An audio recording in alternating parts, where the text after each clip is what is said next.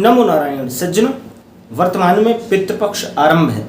पितरों के निमित्त आप क्या कर सकते हैं, क्या नहीं कर सकते, और किस विधि से आप तर्पण करें, उपरांत में आप किस विधि से उनको भोजन इत्यादि की व्यवस्था करें, किस विधि से आप पितृपक्ष में अपने पूर्वजों के निमित्त संपूर्ण क्रिया करें, इस विषय पर चर्चा है। चैनल पर नए हैं तो चैनल को सब्सक्राइब करें और प्रयास करें कि रुक करके वीडियो पूरा देखें। वीडियो बहुत ही काम की होने वाली है, जानकारी जो मिलेंगी बहुत काम की मिलेंगी, क्योंकि हम लोगों को इस पद्धति में कम से कम 20 साल का एक व्यक्तिगत अनुभव भी हो गया है। तो उसके अनुरूप भी जो बातें करूँगा, अनुभवी कुछ प्रामाणिकता की बात भी करूँगा, क्षेत्र नीति की बात भी करूँगा, वेद रीति की बात भी करूँगा, तो इत्यादि विषय हैं।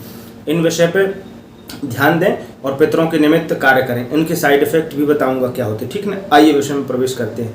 तो सज्जनों, जितना ज़्यादा से ज़्यादा आप विधि विधान से, भक्तिभाव से अपने पितरों के निमित्त कार्य करेंगे, उसका शीघ्र फल आपके पूर्वज पितृलोक से आपको प्रदान करेंगे। पहली बात ध्यान देने की ये है कि पितृ की सेवा करना बड़ा अनिवार्य है, ठीक। पर जिसके माता पिता सामने हैं, ठीक, धराधाम में, उनकी जितने ज़्यादा से ज़्यादा सेवा कर लो, वो जीवन में सबसे उत्तम है। बाद में पूर्वजों की सेवा जो हमको करनी है वो तो हम करेंगे, उसमें विधि विधान मानेंगे ही मानेंगे, ठीक है ना। उनकी जितने ज़्यादा से ज़्यादा आप सेवा कर सकते हैं। 15 दिन आपको क्या करना है, क्या नहीं करना, उस विषय की जानकारी दे रहा हूँ, ठीक। तर्पण में सबसे पहले तो आप ये रखें कि पहले माता पिता का श्राद्ध कर लिया करें। जिस तिथि में उनका संस्कार हुआ हो, पंच भौतिक तत्वों में उनको विलीन कराया गया हो, उस तिथि से आप श्राद्ध आरंभ करें, ठीक। जिस दिन उनको मिलाना हो, सपिंडन होता है ये पितृ श्राद्ध वाला, वो सूतक सपिंडी 12वें दिन की एक अलग है, ठीक है ना। मिलौनी कहते हैं हम लोग के यहाँ इसको, पितर मिलौनी, तो वो करें उसी तिथि में। 16 दिन होते हैं पितरों के, उसके बाद वहाँ से पानी देना आरंभ करें। अगले वर्ष से 16 के 16 दिन आप उनके लिए पानी दें। कुटुंब में जो भी भाग्यवान अपने पूर्वजों का तर्पण करता है, प्रयास ये करें कि कुछ एक समय निर्धारित कर लें, उसमें पानी दें। पहले नहीं तो प्रातःकाल उठ करके स्नान आदि कर्म करके अपने घर के आंगन में ही बंद हो, विशेष ज़्यादा वो ना हो, वहाँ पर आप पानी देने का प्रयास करें। पहली बात ध्यान देना है, ब्रह्मचर्य और संयम नियम हमको ज़्यादा मानना है, ठीक। ब्रह्मचर्य रहना है 16 दिन, संयम और नियम हमको बहुत मानना है।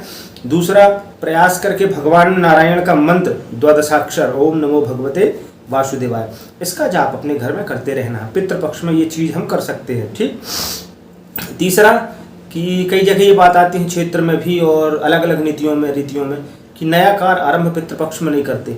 चूँकि दिन पितरों के हैं, उनको तर्पण देना है, उनको श्रद्धा से उनकी आराधना करना है, पूजन करनी है। वो हमारे घर में मेहमान बन के आए हैं, तो हम कोई नया कार्य आरंभ ना करें। तर्पण कार्य नित्य प्रति घर में अवश्य करें 16 दिन, जिनके यहाँ पितृ लगे हुए हैं, जिनने श्राद्ध इत्यादि किया हो।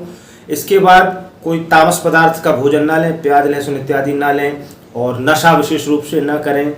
इत्र इत्यादि सुगंधित चीज़ों का उपयोग विशेष ना करें। बाल इत्यादि ना कटाएं, ठीक। और श्राद्ध का जो भोजन है, इसमें विशेष ध्यान देना है कि वो भोजन की अशुद्धि ना हो। समझ रहे हैं बेटा?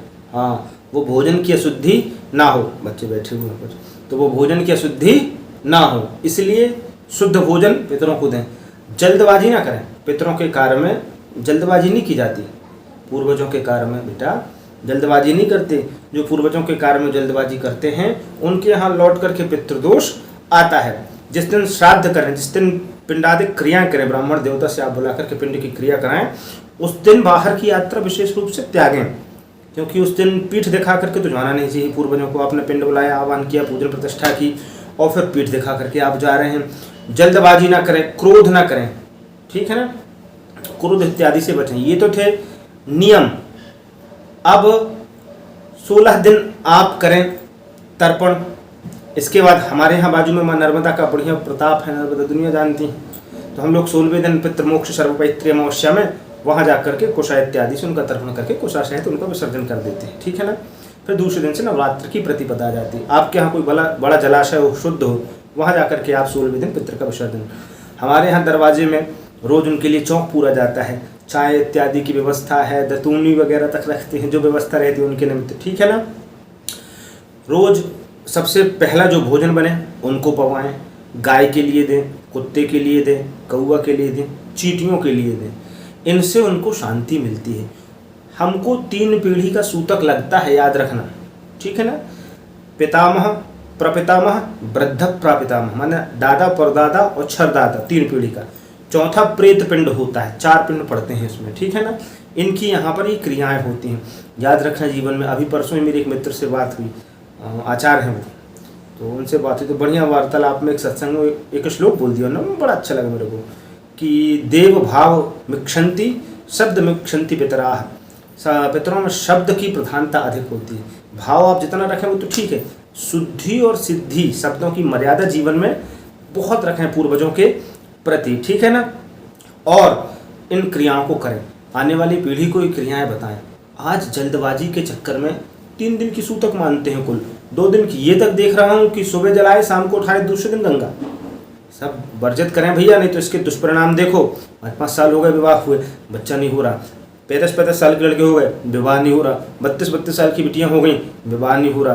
करो आप पूर्वजों में लापरवाही, आप परिणाम पाओगे लौट करके। गर्भ दूषित हो रहे हैं, पूरे कर्म दूषित हो रहे हैं, लौट करके मति भ्रम है, मति भ्रष्ट है। इन चीज़ों से बचें और प्रयास ये करें कि जीवित अवस्था में भी माता पिता की खूब सेवा करें, ठीक है ना।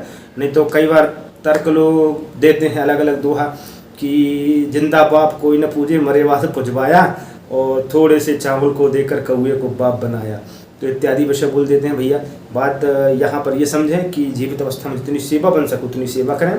मृत्युपरांत, मरणोपरांत जो पूर्वज हैं, हमारे घर के पितर हैं, उनकी भी जितनी सेवा बने उस सेवा को आप करें, उनसे जुड़ें। इसके साइड इफेक्ट हैं, लौट करके आज की पीढ़ी में पितृदोष बैठता है, काम नहीं बनता, धंधा व्यापार, घर व्यापार, धंधा सब बर्बाद हो जाता है। तो इस पंडा उस पंडा, इस पुजेरी उस पुजेरी का हम घूमते रहते हैं, ठीक है ना। इतनी सी बात अच्छी होती है, अच्छी लगती है तो चैनल को सब्सक्राइब कर लें, वीडियो को शेयर करें। संशय हो तो डिस्क्रिप्शन में नंबर दे दूंगा, मैसेज कर सकते हैं व्हाट्सएप में शाम को 7 से 10 बजे तक। नमो नारायण।